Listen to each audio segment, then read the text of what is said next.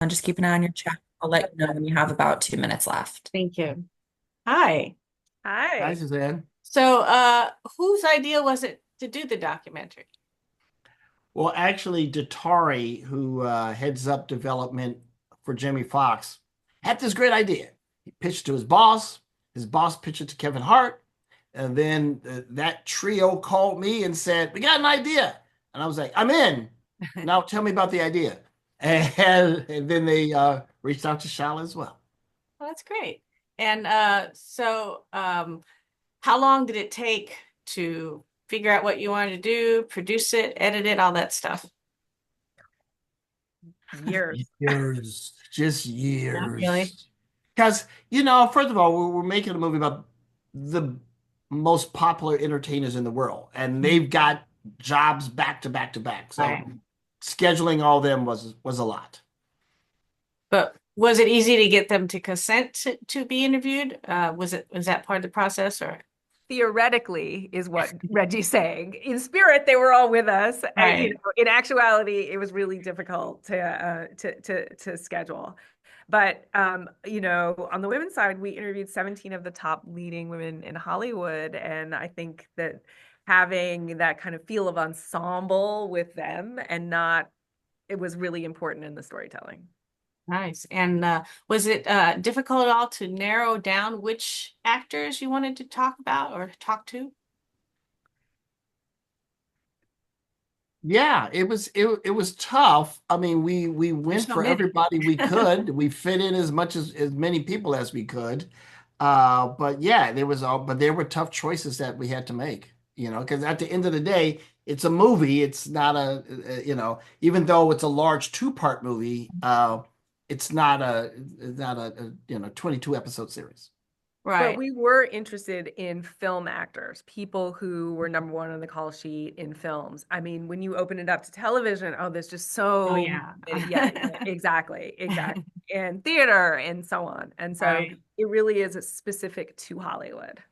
Well, I was wondering, Reggie, in your part, it seemed like you skipped over most of the time before the 1980s. Was that on purpose? I mean, the thing is, I had just done a movie about Sidney Poitier several years ago, which is also on Apple. So we had gone into depth about who he was, and in the film, he talks about, and some of the other actors in the film talk about, other actors from that era. So for me, I was interested in Stars Today as sort of a bookend to Sidney being the Big Bang, the alpha that started Black Hollywood. Um, so yeah, but even we do reference Harry Belafonte, Sidney Poitier, Sammy Davis Jr., who were stars from the '60s into the '70s, and certainly tipped our hat to the wonderful actors like um, Melvin Van Peebles and the stars of Shaft and Superfly.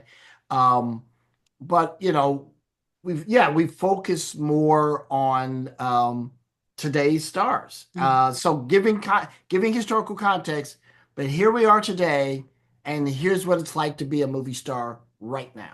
Right. Okay. What was there any reason that Samuel L. Jackson wasn't included, or Just couldn't nail him down. oh, That's the thing. Again, Sam, one of the hardest working people in Hollywood. But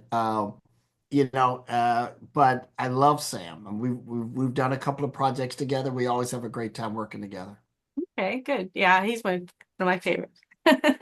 One of the things about that is the scheduling was a beast, and we couldn't Mhm. include everyone. But I think that both Reggie and I were thinking that the films needed to represent what it was to be a Black actor or a Black actress in Hollywood and that climb to the top. So that there are the individual stories, but then there's the bigger picture and the commonality. And I would like to think that Samuel Jackson could watch it and be like, yeah, you know what I mean? Damn, I should have made time for that. Or some of the women in that we missed, like Pam Grier, I hope she feels that way. There's always somebody you can't quite schedule in, but the film is theirs too, and I hope they feel that. Now, I know that Reggie did the first part and you, Shala, did the second part about the women.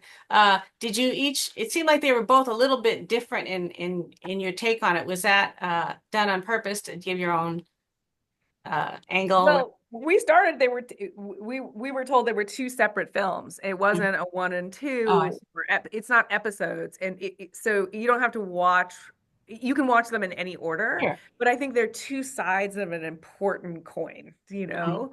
And so we were given free rein as directors. And the men's story is different than the women's Yeah. story. I had to be true to the what the women were sharing with me and their story and the feel of it.